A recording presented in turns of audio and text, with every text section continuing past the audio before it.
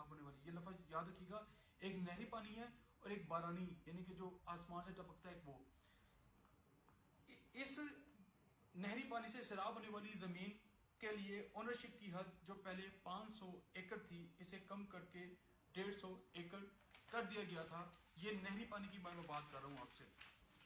جبکہ بارانی یعنی کہ بارانی بارش سے سیراب ہونے والی زمین کی حد 1000 سے کم کر کے 300 ایکڑ کر دی گئی تھی, اور بعد میں مزید کم کر کے نہری پانی والی زمین کے لیے 100 ایکڑ اور بارش سے سیراب ہونے والی زمین کے لیے 200 ایکڑ کر دی گئی تھی. یعنی کہ نہری پانی کی بات کی ہے میں نے اسے, اور بارانی پانی کی بات کی ہے.